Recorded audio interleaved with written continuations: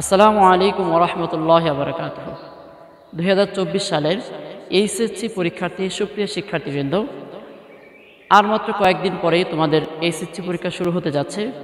আমি হাফেজ ইমান হুসাইন, প্রভাষক, ইসলাম শিক্ষা বিভাগ, খুলনা পাবলিক কলেজ।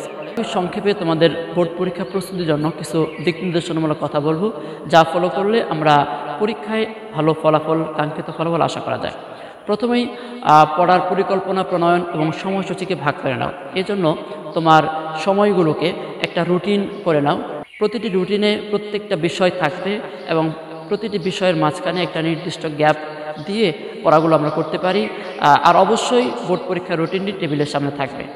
দ্বিতীয়ত, বিগত বছরের প্রশ্নগুলো দেখা, কারণ এতে তোমার প্রশ্ন সম্পর্কে একটা স্বচ্ছ ধারণা চলে আসবে এবং এই প্রশ্নগুলো যখন বারবার তুমি রিপিট করবে, তোমার আত্মবিশ্বাস বেড়ে যাবে। এমনকি অনেক সময় দেখা যায় বিগত সালের প্রশ্নগুলো অনেক সময় রিপিট হয়, এতে তোমার প্রস্তুতি আরও সহজ হয়ে যাবে। এরপর কাউন্টডাউন শুরু করতে হবে। প্রয়োজনে পড়ার টেবিলে আমাদের ক্যালেন্ডার বা টেবিল ক্যালেন্ডার নিয়ে একটা করে দিন যাবে, প্রত্যেকটা দিনে ক্রস দিতে হবে। এর ফলে কি হবে, আমাদের পড়াশোনার প্রতি আমাদের আগ্রহ এবং দায়বদ্ধতা তৈরি হবে। প্রতিটি বিষয়ে নিয়মিত রিভিশন দিতে হবে।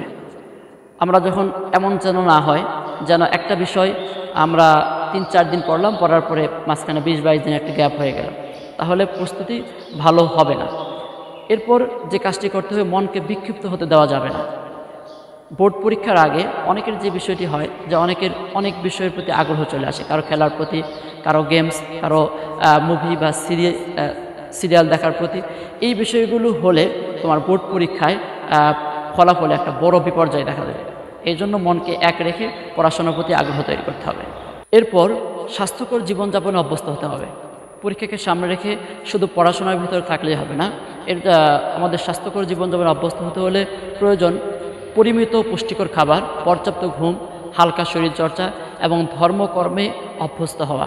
এই জন্য এর মাধ্যমে তোমার জীবনটা একটি সুশৃঙ্খল জীবনযাপনে অভ্যস্ত হয়ে যাবে। এরপর অতিরিক্ত চাপ নেওয়া যাবে না, এতে তুমি অসুস্থ হয়ে পড়বে, সুন্দরভাবে পরীক্ষা দিতে পারবে না। সবাই সুন্দর প্রস্তুতির মাধ্যমে কৃতিত্বের স্বাক্ষর রেখে সর্বোচ্চ ফলাফল অর্জন করো, সেই দোয়া করি। সবার সুস্বাস্থ্য ও মঙ্গল কামনা করছি। আসসালামু আলাইকুম ওয়া রাহমাতুল্লাহ।